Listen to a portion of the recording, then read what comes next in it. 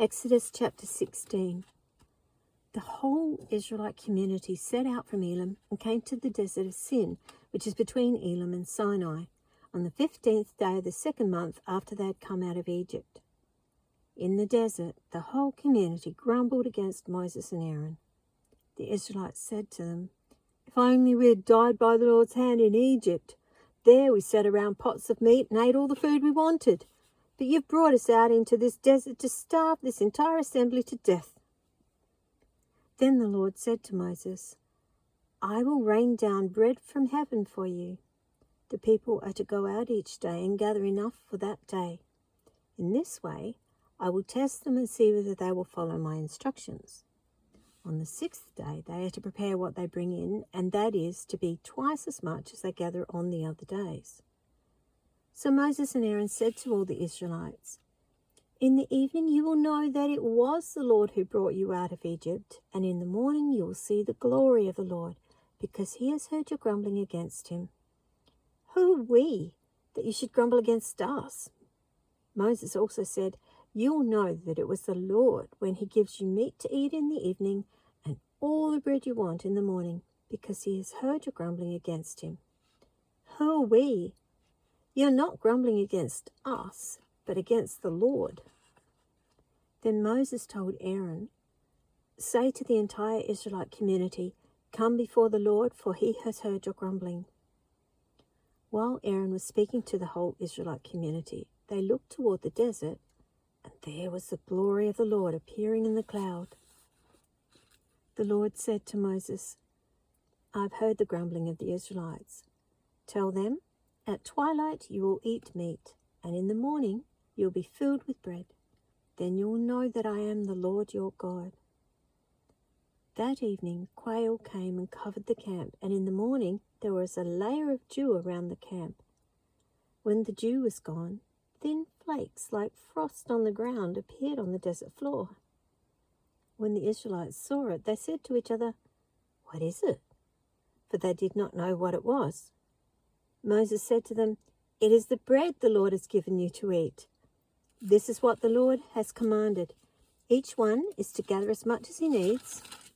Take an omer for each person you have in your tent." The Israelites did as they were told. Some gathered much, some little. And when they measured it by the omer, he who gathered much did not have too much, and he who gathered little did not have too little. Each one gathered as much as he needed. Then Moses said to them, "No one is to keep any of it until morning." However, some of them paid no attention to Moses. They kept part of it until morning, but it was full of maggots and began to smell. So Moses was angry with them. Each morning, everyone gathered as much as he needed, and when the sun grew hot, it melted away. On the 6th day, they gathered twice as much, 2 omers for each person. And the leaders of the community came and reported this to Moses. He said to them, "This is what the Lord commanded. Tomorrow is to be a day of rest, a holy Sabbath to the Lord. So bake what you want to bake and boil what you want to boil. Save whatever is left and keep it until morning." So they saved it until morning as Moses commanded, and it did not stink or get maggots in it. "Eat it today," Moses said, "because today is a Sabbath to the Lord. You will not find any of it on the ground today. 6 days you are to gather it, but on the 7th day, the Sabbath, there will not be any." Nevertheless, some of the people went out on the 7th day to gather it, but they found none. Then the Lord said to Moses, "How long will you refuse to keep my commands and my instructions? Bear in mind that the Lord has given you the Sabbath. That is why on the 6th day he gives you bread for 2 days. Everyone is to stay where he is on the 7th day. No one is to go out." So the people rested on the 7th day. The people of Israel called the bread manna. It was white like coriander seed and tasted like wafers made with honey. Moses said, "This is what the Lord has commanded. Take an omer of manna and keep it for the generations to come, so they can see the bread I gave you to eat in the desert when I brought you out of Egypt." So Moses said to Aaron, "Take a jar and put an omer of manna in it. Then place it before the Lord to be kept for the generations to come. As the Lord commanded Moses, Aaron put the manna in front of the testimony that it might be kept.